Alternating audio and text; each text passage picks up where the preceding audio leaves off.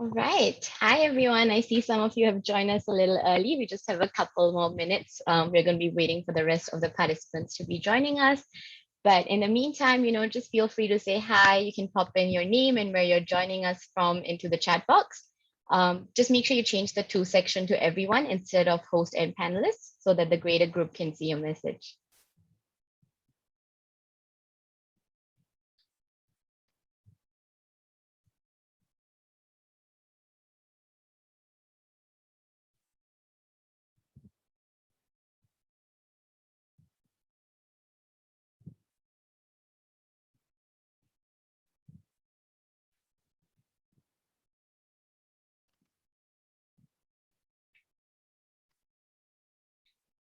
Hi, Theo. Theo's joining us from Singapore. Any other takers? If you would just like to say hi to us and our wonderful panelists. Yeah.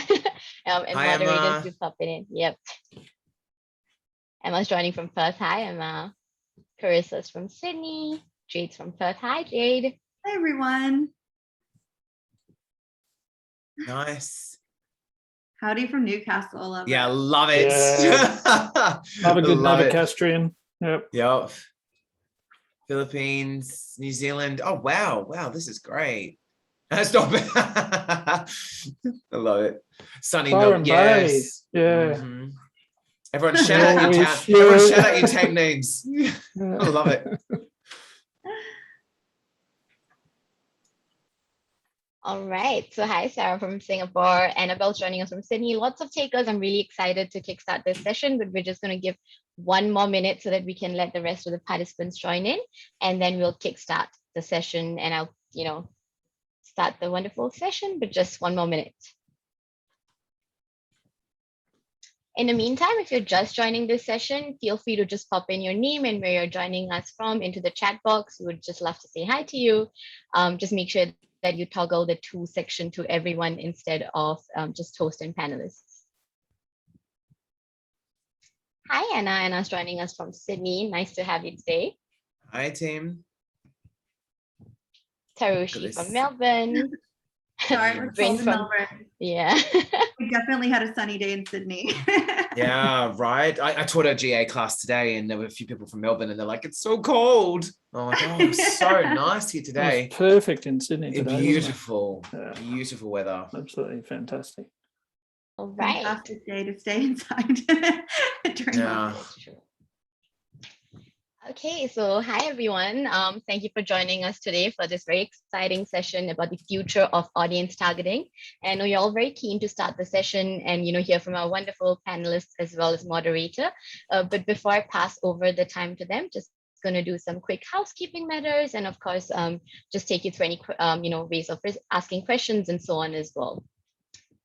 So, before I kickstart, just want to thank our partners as well as, all our speakers who are joining us for this session and this exciting 2030 movement event series. It wouldn't have been possible without them. So we are really, really grateful for them joining us today and of course, partnering us for this exciting event. So for today's session, how you'll be participating is by two ways. You can either use the chat box or the Q&A. So basically with the chat box, if you have to say something to your peers, just want to say hi, just want to make a comment, feel free to pop that into the chat box. Just make sure that you change the to section to everyone so that the greater group can see your message. However, if you have any questions related to the content, you want to ask questions to our wonderful panelists, to the moderator, make sure you pop that into the Q&A box. And this is very important because the Q&A box is the one that is being monitored. So to ensure that your questions are answered, make sure you pop that into the Q&A box. Thank you. So, up next, we also have some other exciting sessions coming up, such as the mindfulness into your life, how do you build a mental health first culture, as well as ditching old money rules. So if you're interested in checking any of these out, do check out www.the2030movement.com. We also have other evolving industry trends events, which are around the role of product managers, purpose-driven innovation, and lots more. So do check that out. And if you wish to take your learning journey one step further, then we have an ongoing promo code, which is the future is bright. So you can use this to actually get 50% off on all our existing General Assembly paid workshops. It's future is bright. That's the code. It ends on 30th September. So just take note of that. And of course, if you want to reach out to us, contact us, ask anything else after this session is over, you can reach out at frontlines.sg or even submit your responses via the survey or follow us on our social media handles. Yep, on that note, I am going to pass the time over to Chris. Chris, over to you. Thank you. All right, so I can share my screen. Yep. Wonderful. All right. Can everyone see that? Is everyone all okay? Everyone ready to go? Sorry, I just hit my window. Yep, we can see it, Chris. All right, team. So thank you so much, everyone from around the world joining us for the future of audience targeting. It's marketing in 2021 and going forward. So we are the 4Marketers, and we're really excited to be presenting to you today. So I will start by introducing myself, and then I'll pass over to Kristin and so on. So just hit next slide. So my name, as I said, is Melotti Melotti from Melotti Media, and we are message marketers and copywriters. We help you write words that engage audiences, inspire action, and achieve results. Kristin? Thanks, Chris. Good evening, everybody. My name's Kristin Hancock, and I'm from Font Swatch Branding and Design Studio. We create profound brands and visual media that make our customers unique, relevant, and trusted. Arielle.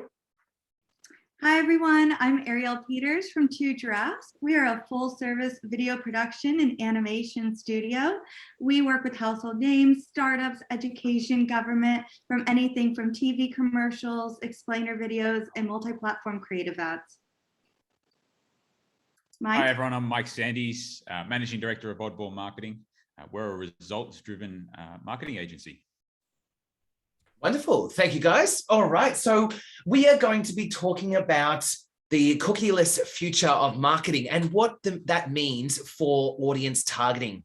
So without further ado, we will jump right in. So let's talk about why the landscape is changing, everyone. So I'll do a quick start.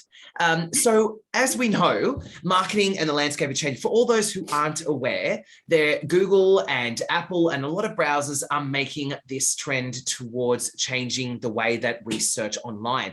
And that has come in response to a lot of privacy and anonymity concerns around audiences. And this is happening all around the world. People are starting to get very suspicious around how we look at things and what companies are collecting what data. And so that has spurred this whole trend in consumers of increased awareness around companies' data use. And so it's really important that marketing starts to adapt now, because these changes are on the way and are going to affect the way that we address and engage our customers. And so what is going to be happening is the biggest challenge is the removal of third-party cookies. And that involves data security and the like. So we will go through it. And so Kristin, do you want to talk about, sorry, I have a few screens open here, about the current approach to digital audience targeting?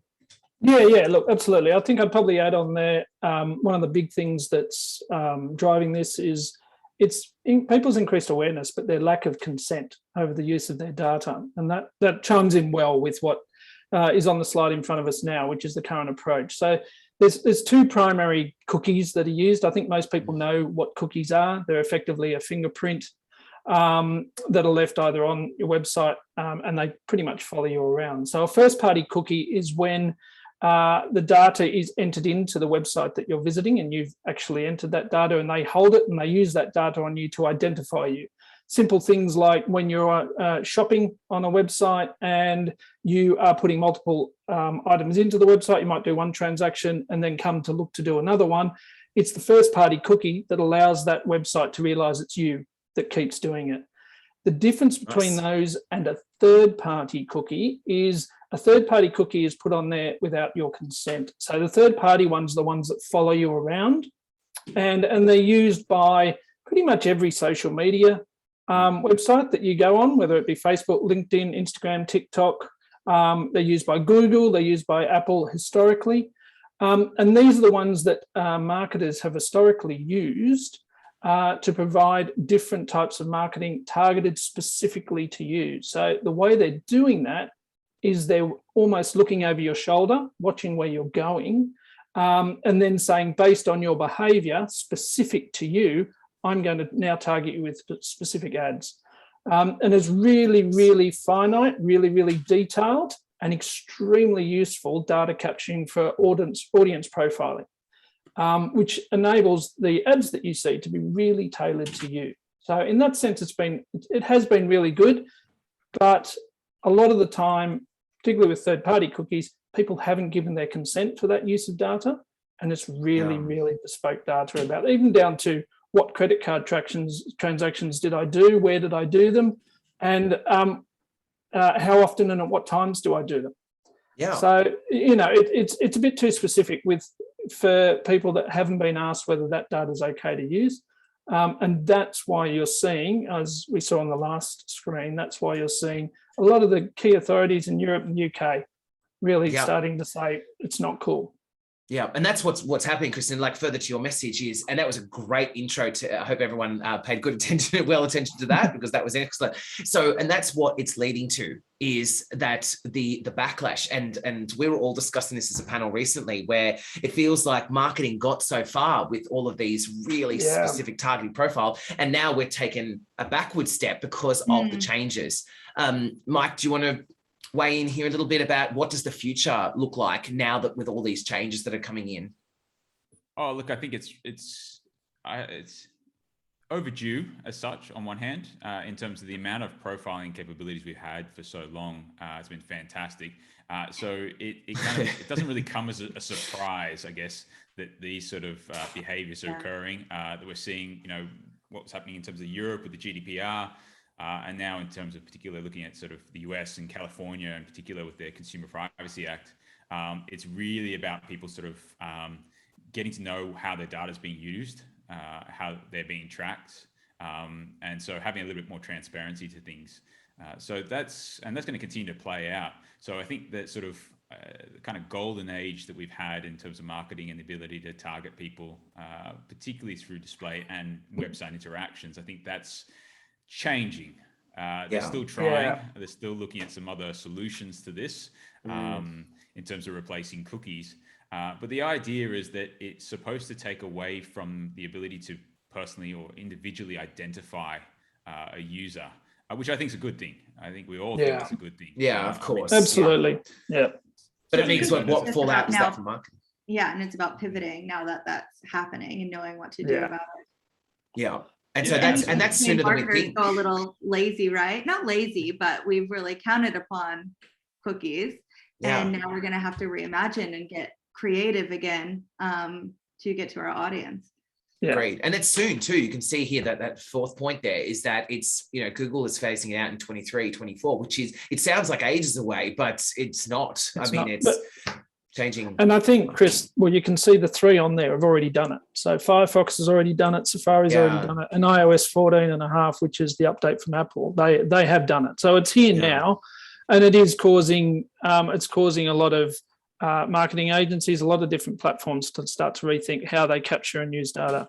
And as you said, Mike, this is a good thing. I think as marketers, that possibly we went a little bit too far in terms of what was available for the use of data. And I think that now that the legislation is coming through, it's giving the marketers, it's taking that question of whether that data should be used or shouldn't be used. Before it was each individual agency's moral obligation.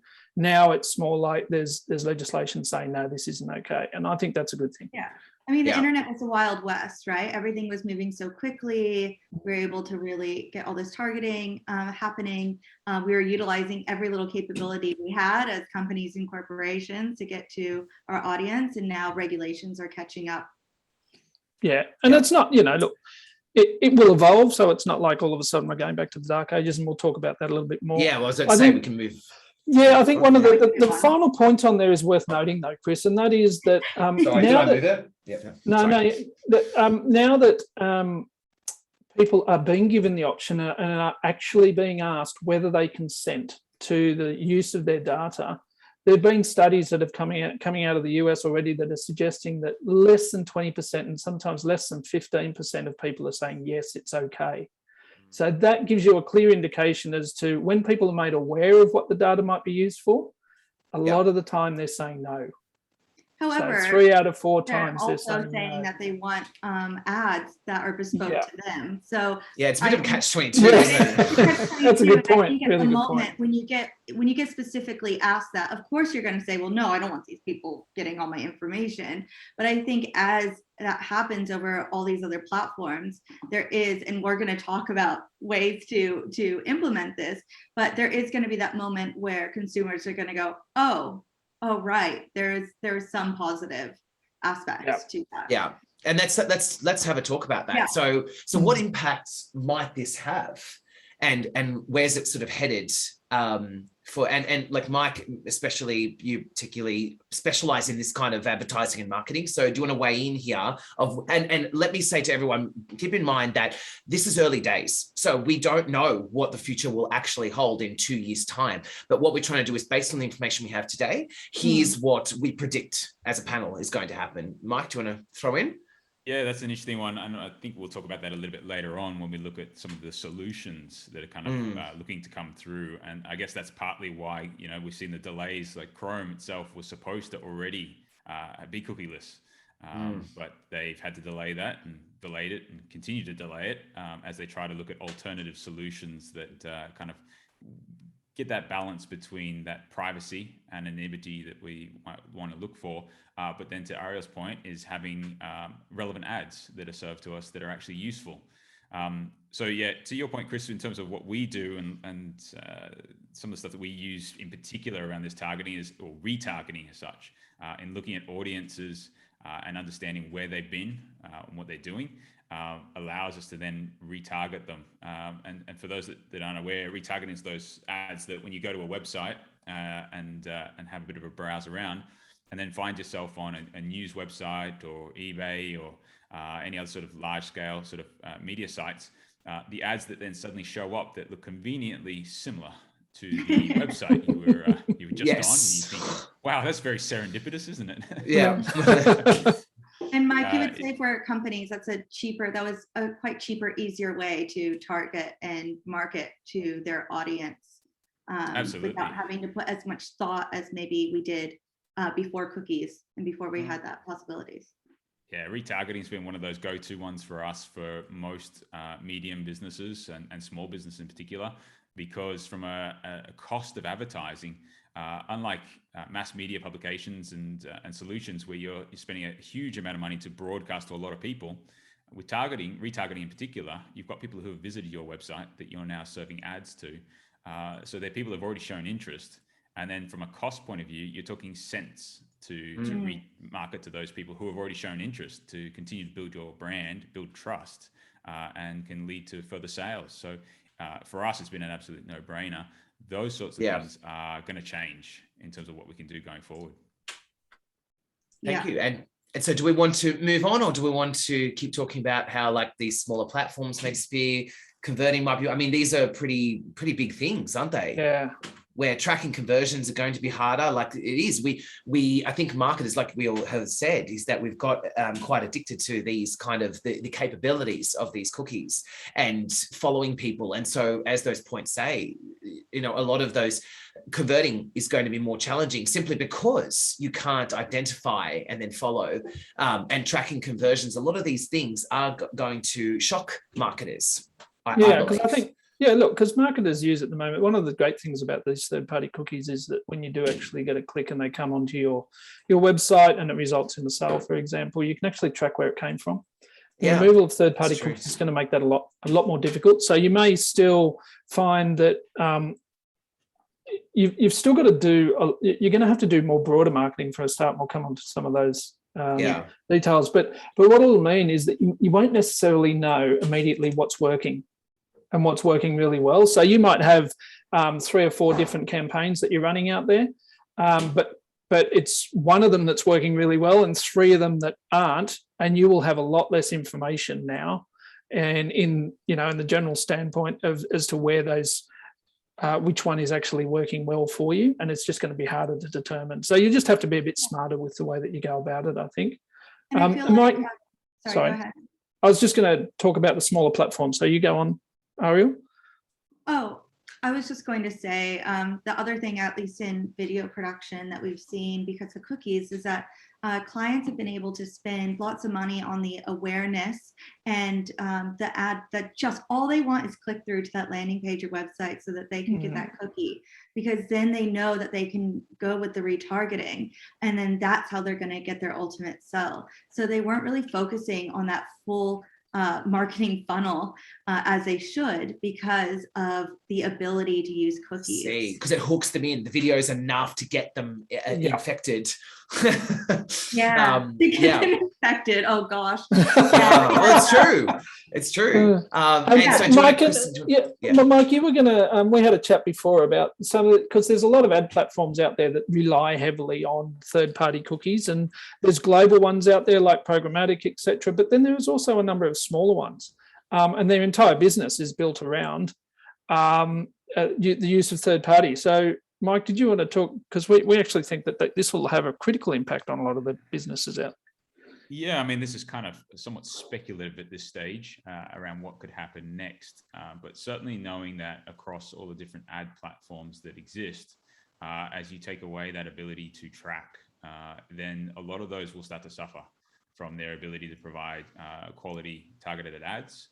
And depending on how they implement some of these solutions going forward, we could actually find that some of the larger organizations, i.e. your Googles and your Facebooks, could actually end up consolidating the market and becoming much more dominant in their own right, because they have access to information that smaller sites and systems just can't get access to.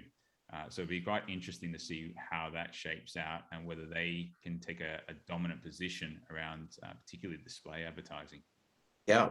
And so let's discuss that and what potential marketing can do in the immediate sort of space. And so this is what we think and we believe that it's the best thing to do in terms of at the moment, based on what we know. And so I think, like, Mike, I don't want to break your flow here. I felt like you were getting into this area where it's the potential marketing response immediately. What do you think? In terms of what we can do right now? Yeah, I mean, if we look at, right now it's still, it's still kind of open slather as such as a market, and will be still for a little while yet. I mean, we're going to put this thing into context. If you look at who's not doing it at this stage, well, that's Google Chrome. So right now, it's still an open market in that 60% or roughly about 60% of browsers users are on Chrome. That's still a pretty significant market. And that's not changing till 2022, 23, depending on how they go with looking at alternative solutions. So right now, that doesn't change. But certainly within the next couple of years, it'll absolutely change. And the question is whether Google can kind of get through some of their other solutions that they're looking at the moment, particularly around things like the cohort side of things, and being able to kind of create those groups that we can then target, which, let's face it, from a marketing point of view, that's what we really want. That's all we need. In terms of stereotyping, it's what we do all the time. So back to marketing basics. And so I was just going to say, I think it is interesting that the first movers have been those that don't necessarily rely on the third-party cookie for their business model. Google basically does have a lot of reliance of it, and not just itself, it's its partners that rely on it. So that's key for them. But you take the likes of Apple, their business is not solely made on the generation of advertising revenue. It's as much about they're a product business as well as an online business. So I think that is influencing the first movers in this. But I think it's like anything in marketing that we've seen over the years, that people will respond to it and then there will be iterations. And I think that key one in the new piece will be, how do they capture the data and how do they use that data so that it is not necessarily relative to the individual anymore. So it's more, your data is more protected. It's relative to you, so people don't have access to you as an individual, but they may have access to you as a group in the way that you perform, and that type of information might be shared. So I think that's that anonymous audience aggregation. That's that second bullet. And what about like, and we talked about as a panel before to present this day was the contextual advertising, meaning that sometimes where you don't have the ability to follow people around the internet, what ends up happening is that marketers and advertising, digital advertisers have to search for actual websites that are related and provide contextual ads. So like, does everyone agree that it's more like, so let's say you visit a jewelry website, that they're being shown jewelry or gift ideas? Is that what we're going to be seeing response to? And I think that's going to be really good because, I mean, it was the old way to do it and we got a little lazy with cookies.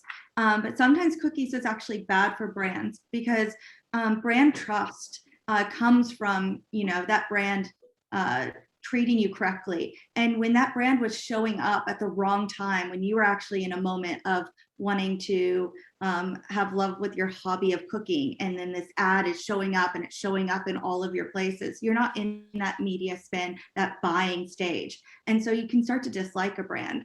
Where if we go back to contextual targeting and you're actually looking up what new yacht came out the other day, because we can all afford yachts, and a yacht ad comes up, you go, oh, that makes sense to what I'm doing in this exact moment, in the space that I'm at. And it actually can increase brand trust as well. So not only are they in the right state of mind to get that ad, but they can see your ad more favorably because of it. Yeah, perfect. And so like, I think that this sort of ties in with, we had a question that was just asked. How much do you believe email marketing platforms like Klaviyo and MailChimp have potential to provide in the future of small to medium enterprises, like collecting emails, segmenting? I think this plays in with the first bullet point there, Nikolai, that it's really comes down to when we start to remove that third-party cookie information, it's going to shift the emphasis on collecting our own data. And there's a lot of brands, like even myself, we do this a lot ourselves, where we have like our newsletters and things where you're allowed to, like MailChimp, where you can collect all this data yourself and give people a way to opt in. And so therefore they always have a choice. And so when things do start to shift where third-party cookies are removed from us, you still have that first party data to some extent. But I mean, like, guys, would you agree that you still need to prepare for this over the next 2 years, because suddenly all of that third party data is gone and you have to make sure that your first party data can compensate, right? Well, that's why it's the first one on there, right? Because that's something you can do right now, is you can start working on your, addressable advertising and start getting your consumers to opt in so that you are prepared and you do have a good database. Once that shift happens. Look, I think at the end of the day, the most effective marketing tool is still emailing, but then you've got to have the first party data collected, so you've got to get people coming to your site. And third party cookies has always been enabled you to, if you like, create the traffic to your site, so that then you can capture the first party data. So it's going to be a bit harder. I think there's a double point to that first bullet point as well. It's that there will be platforms, and the key platforms are the likes of your Facebook and your LinkedIn and your TikTok, who actually capture your first party data, and they will still, so we're saying there, I think that they're going to become more prominent and more valuable, because when you're browsing within their app or using your login details from their app and browsing, then they will still be able to track what you're doing, and they'll be able to feed more relevant ads to you. And they're big players in this market. So I think you're just going to see potentially advertising spend push more towards them, because they can give you more data and more information on how your ad's performing, and then the audience that you're targeting. And they can do a lot more on around lookalike audiences, etc. And I know we're going to talk about, sorry, go ahead, Mike. No, you're right.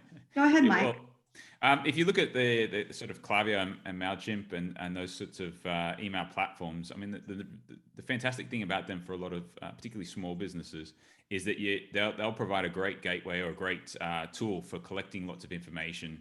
So where many small businesses just wouldn't have the resources to be able to really get to know from a first party data collection. They just won't have those resources. These tools will allow that to happen. And email is a brilliant way of being able to segment your database and the users to your site, and you can track all of that and track them. So it's really powerful. The interesting thing will be when we talk about the shift in terms of data, tracking, is that we're seeing even within email now with all the prefetch data sort of things coming through, particularly with Mac Mail and stuff next, is that it's going to be a much harder area to be able to track people as well, because all your open rates are just going to be basically useless going forward. So that's a whole nother sort of, I guess, can of worms that we can open up at a different time. Yeah, right. But certainly, I think in terms of those platforms, absolutely brilliant tools. And I think we'll see a lot happening in that space in the coming years. Yeah. And do we want to have a look at the next marketing behavior? Are we all okay with this slide? Yeah, I suppose just that last point. It will. Oh, yes. Because the ad is not necessarily individually targeted to you anymore. You're going to be more doing contextual advertising. Therefore, the cost to advertise in terms of display may actually reduce. So if I'm trying to put a display ad on a website, that might reduce because I've got no guarantee that it's hitting my exact audience that I'm looking for. But then I'm going to more value when somebody does actually click. So I'll probably pay more for a click. And Mike, we were discussing earlier, we thought that may actually persuade people to do their ad spend based on clicks rather than, opting for impressions, which is where Arielle was saying, you might, if you're doing an awareness, you might focus on impressions, but you might see a lot more ad dollar go towards click, I think.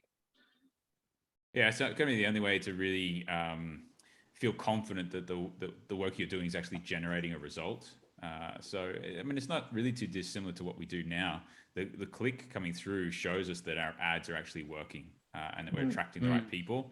And then on the website, it's down to the conversion that occurs on the website to then absolutely solidify that the ads that we're doing and the message that we're communicating is doing the right job to actually get someone to inquire. So that none of that changes, but I think you're right, Kristin, in terms of the value, the impression becomes less valuable because we can't be so targeted. And so we have to be a bit more, old school mass media kind of broadcasting.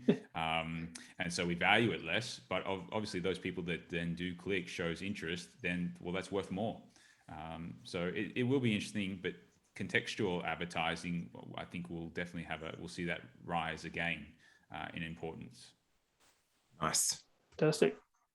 All right. I've been trying to get to the questions as much as I possibly can. We've had some really good ones in there. I've been answering them as much as I can. All right. So, So the next one is, so that's the immediate kind of response. The next one is number 5. Okay. So the potential marketing response, like in terms of behavior, I mean, I'm happy to weigh in on this a little bit to start it off, is that with the potential for this change and this shift, it really comes down to looking at auditing your entire marketing and having a look at what you do and how you're doing it. And that's why, like, as a panel, we sort of put this forward, where we feel like it's that whole diversification of your marketing to reach customers. The same basics, the 101 is still there, where you reach a customer, you profile them, and you find information that's valuable to them, and then you encourage them to engage with you.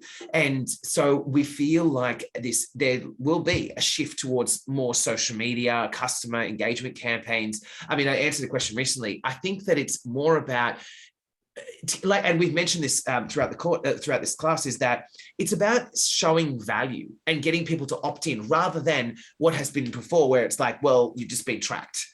And so it's like, are you providing value and creating content and telling great stories where you're earning people's attention and they're electing to be a part of it and targeted by you, rather than just automatically, I just happened to come across your website and now I see you everywhere.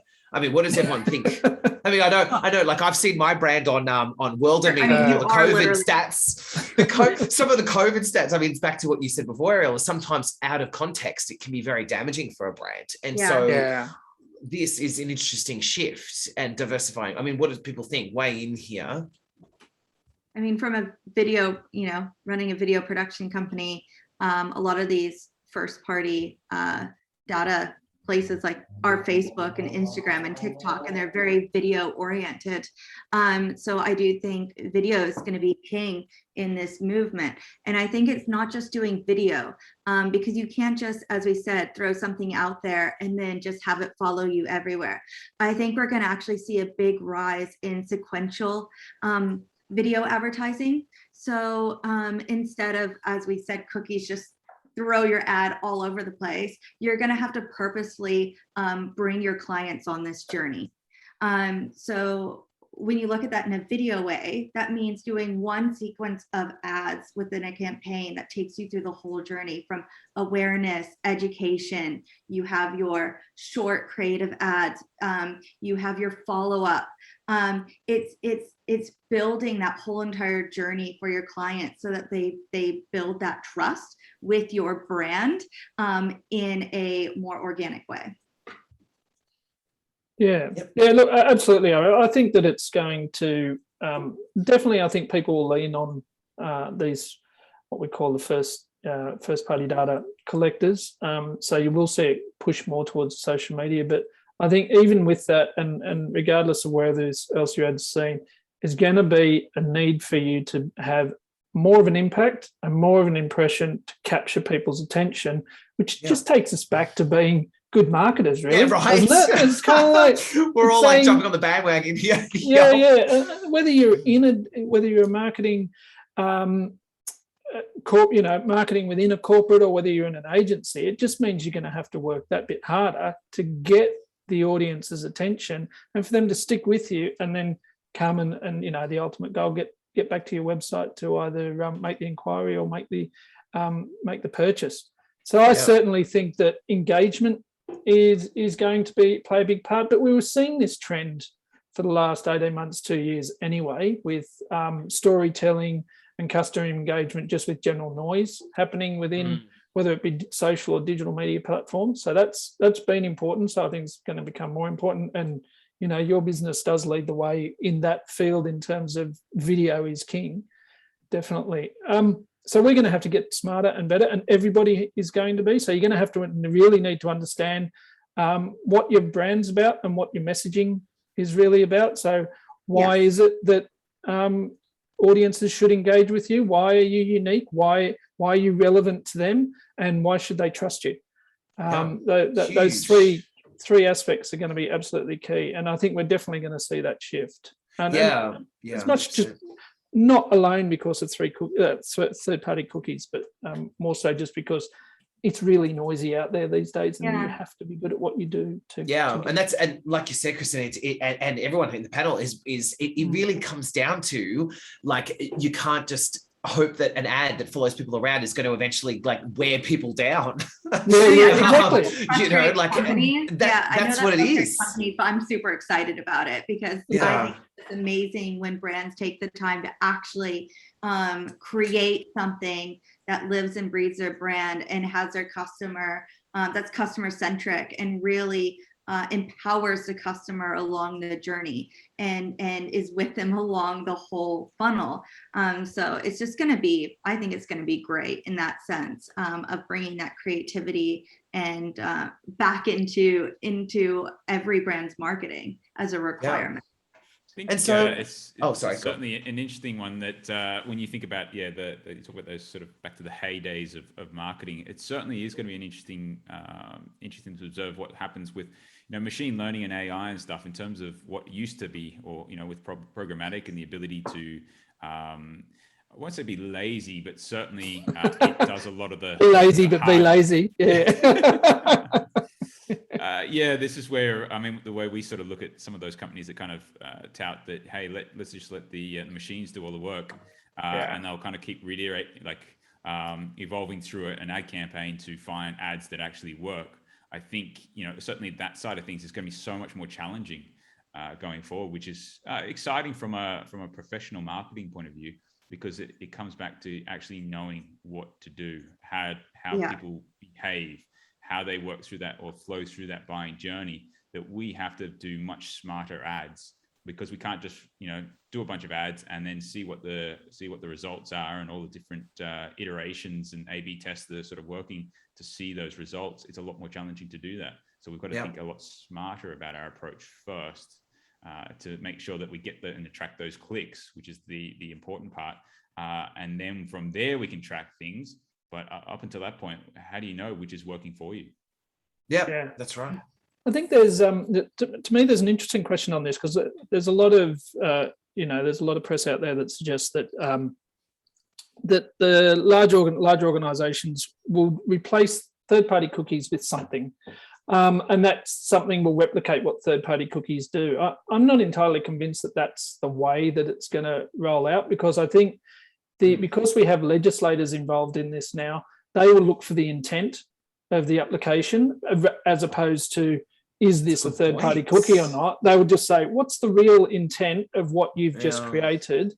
And I think that if you're crossing the boundaries of anonymity and privately owned information, then I think that a lot of them will get pushed out. And I think that's possibly, this is a big speculation on my part, but I think that's possibly why the likes of Google have put out, in context what they intend to do in response. Like, they've announced Flock and they've announced their privacy sandbox, etc., but they haven't actually delivered it yet. And I think that's because they don't quite know. They're not sure of themselves. Yeah, they don't know. They've got loads of technology there, but they don't quite know how they're going to get around this so that it doesn't get tripped up by, legislators looking at it and going, well, you're still just doing what you were doing before. Yeah. So I think there will be, there will be the requirement to evolve, and everybody on the call should evolve in a way that really doesn't have a reliance on third-party cookies anymore, because I think they will just disappear. And although we will get audience aggregation that is anonymous, I'm still thinking that is only going to go so far. Yeah. Mike, Arielle, do you agree with that? Yeah, I mean, we've even on the chat been writing, like, I'm of course really excited, and I have to admit, like, even though this hasn't happened, well, we said it is happening, it's starting to happen. Yeah, it's right. Yeah. We've noticed at our production company, because we're a creative video agency, so we actually offer strategy and creative, and I would say a year ago, a lot more bigger brands would just go, no, we just want a video. Like, we don't care to look into it. We just want to get people to click through and utilize cookies. However, this year we have seen a lot more brands engage in going, okay, let's look at this more holistically. Let's strategize and bring creativity in this so that we can, really be there for our consumers. So I think the brands are seeing that. They're seeing what's happening and they're getting prepared for it.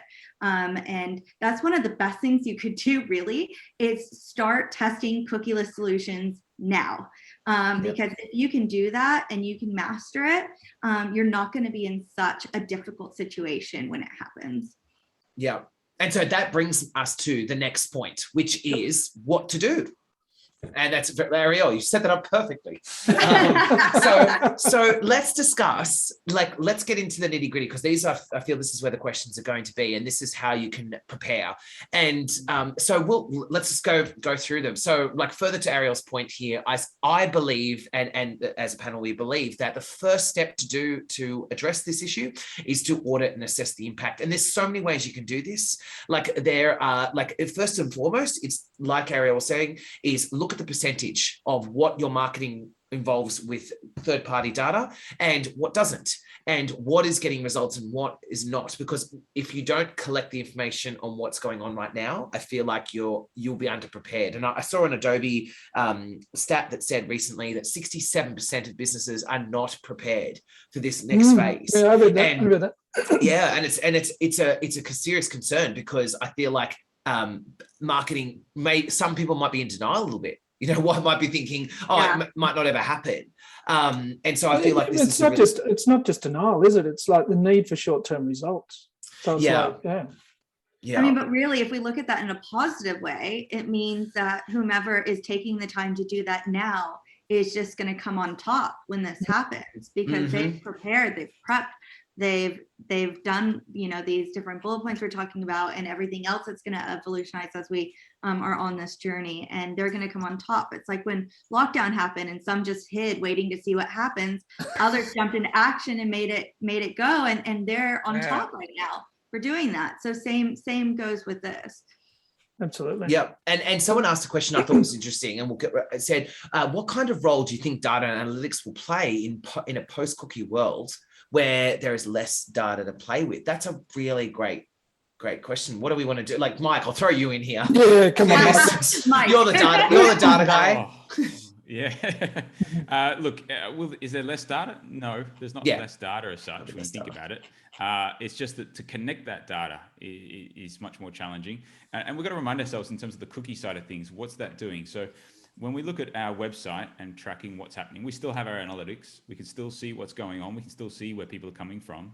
So we can still do a whole lot of tracking and awareness that way, because that all uses Google Tag Manager. So you can see a lot of that information. What you can't see is what's going on out there in the broader world. So whereas before we used to be able to we could target people based on their behaviors, you can't do that going forward. So it's not so much that the data itself is any worse. I mean, it's harder to attribute, but you couldn't really do too much of that anyways. It was more about how you use that data to target people, as opposed to collecting that particular information on people, with some exceptions around certain websites and what they did. So for us, in terms of mere mortals and the approach that we take, yes, things will, data is going to be as important as ever. What we do and how we track that data is still crucial. It's not going to be quite as easy in some areas, but we're still getting plenty of information to work with, and getting people coming through to the site.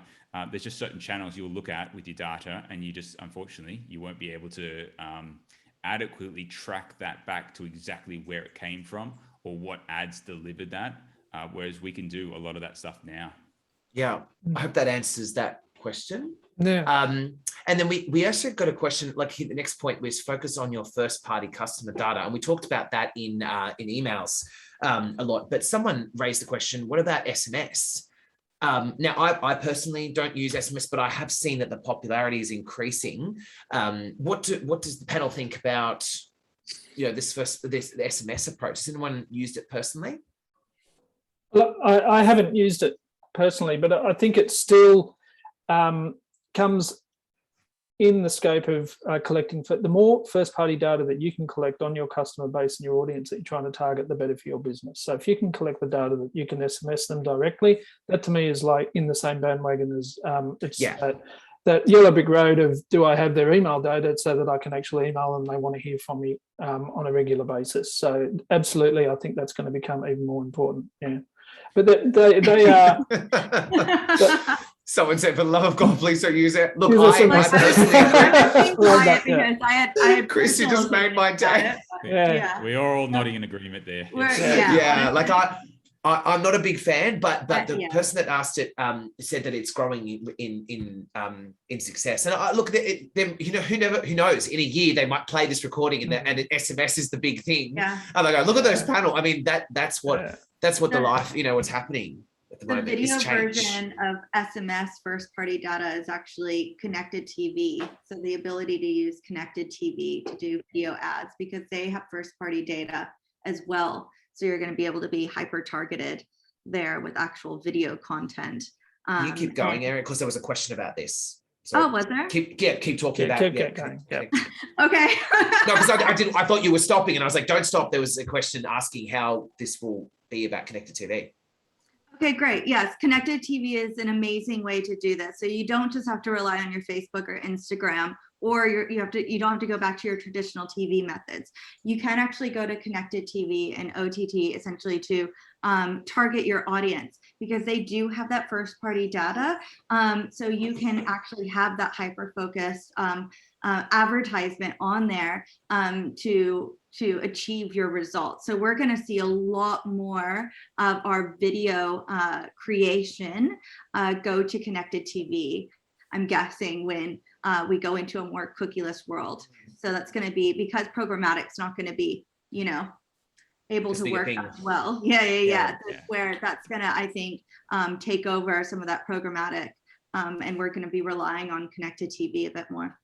Well, that goes definitely back to the context, and so looking at advertising and video and so forth in context with where people are at and what they're watching and doing. Yeah.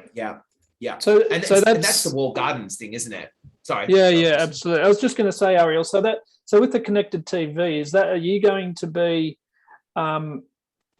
showing me adverts because of the fact that I'm viewing a particular I don't know, TV series or movie, or are you going to be showing me adverts because I've actually watched 4 or 5 different things and you've therefore profiled me individually, or is it both?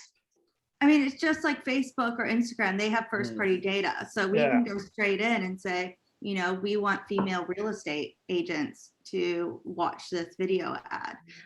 So it's that same bit of format, but we found that right now that OTT and connected TV is getting a lot of engagement for the pay rate because, basic TV advertisement is still really expensive for media spend. So connected TV is a cheaper way to get your advertising across.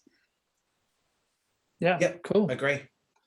Sorry, we'll get back to Derek. We'll ask for traditional marketing mediums. We'll get back to that in just a second. So does anyone want to talk about continue on this chat about walled gardens and using other organizations' first-party data? Do you want to have a crack, Chris, and then?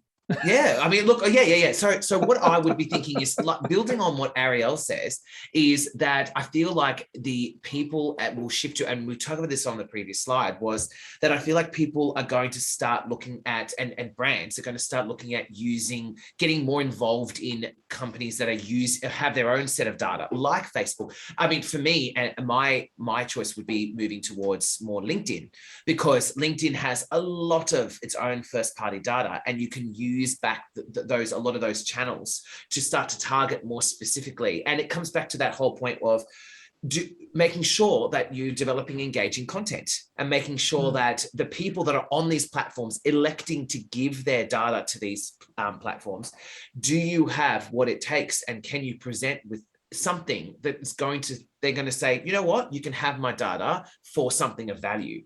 And it's really, really important point about that is making sure that when you're giving up the third-party data and you're moving on to other clients and other platforms' first-party data, are you making it worthy? I think that's the most important point. And back to that traditional marketing part. Yeah. Does anyone want to weigh in on this? I think there's an element to the first-party customer data piece, which is a lot of the platforms that are going to win out of this are the ones that capture a lot of information about you. And that's why, at the end of the day, there hasn't been too much of a pushback as to the fact that third-party cookies are going to be there. Because I think, you look at the number of times, if you're a Google Chrome user, you can go throughout most of the internet now, and you actually don't have to put in your new logins or passwords, because you just log in through Google, or you log in through your Facebook, or you can even log in through your LinkedIn. So using that, every time you log in like that, they're collecting more first-party data on you. So these are going to be the big winners, and I think therefore those advertising channels will just get stronger and stronger. Yeah, and I think the other point to that, first focus on your own first-party data is important as well. So we'll probably see more of that when you go on websites. You'll get. I can envisage more activity around, here's this free download, or here's this survey we would love you to take. Just type in your email address or provide us this detail, which, I think one of the benefits of third-party cookies is we're able to get away from that a bit of marketers, and we were not annoying them. So it'll be really interesting to see how we evolve so that we don't annoy our audience. I think annoying is the wrong word, because I think if you utilize that correctly, it's going to force brands to develop and create content that clients really want to read or watch, right? So it's taking that moment, as Chris would know, or myself, video wise or content wise, of what would really what would bring value to the customer enough for them to give me their information. So I feel like that could be a good thing in the end, is brands taking that time to create that content and engage with their consumers in that way. Yeah, I think that's a much better way of looking at it. I think you're right. Yeah. And a lot of people I can see, I can see a lot of questions people asking, like, and this is further to Arielle's point, is there's a lot around like those surveys and interactive content. I feel like I've been doing this with a lot of brands as a writer. Interactive content feels like it's going to surge in interest. And hear me out, is interactive content is when it's like, remember that Facebook thing where it's like, which SpongeBob character are you? And you put in a few of your details, right? And it would give you something back. I've seen a huge rising trend is they say, come and do our content quiz, come and do our sleep apnea test. And all of these kind of quizzes, it's further to Arielle's point, is it's giving people information that's really personalized to them, and they're opting in. You see, where all this privacy and all this concern about, I'm worried about giving you my data, it seems to get foregone when you say, if you give me your information, I will give you something that's personalized. And that series of questions and highly interactive personalized content, I feel, is going to really surge. It's been surging and growing in interest over the last couple of years. But I've seen platforms like HubSpot and those kind of things where they say, enter 5 details and you'll get 5 different outcomes. Those kind of things require people to put in their data, but not only their data. It's not just identification. It's not just your name and last name. It's also like saying, yes, I have this issue, or no, it's not, that doesn't apply to me. So what ends up happening? Does everyone agree here? It's like people are electing when it's interactive, so long as they are getting something personalized back to them. I can give you an example. So I did some writing for a medical firm years ago, and this is what it was. They found that people, for the information that would be personalized to them, they were willing to give 24 answers in this survey before they pulled out.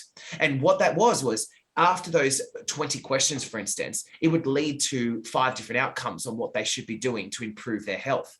And I felt like each client was anonymous, but they were able to map out a typical customer from the way that they responded. And in return, they got information that was like, here's your results.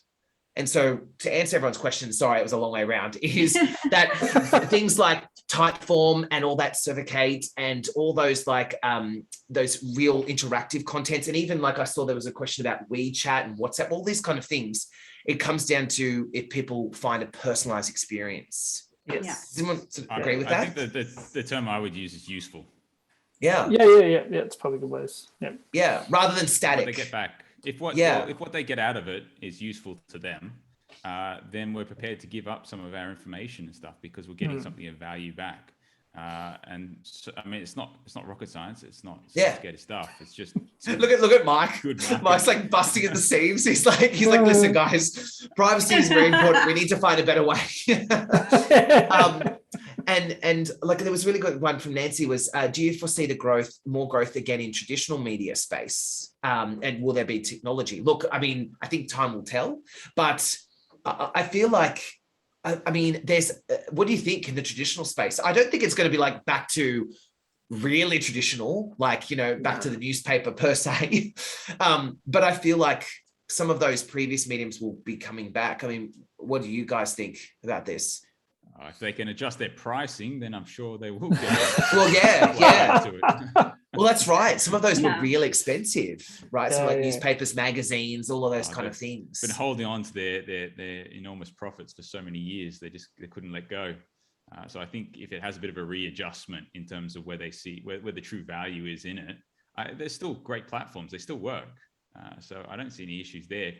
It's just been for the past few years for us and our clients. I would never recommend that because I know that from a dollar for dollar spend, I can get huge results for them in many other platforms and channels. So if it adjusted, then hey, no problems. I'd be happy to go back to it. Yeah.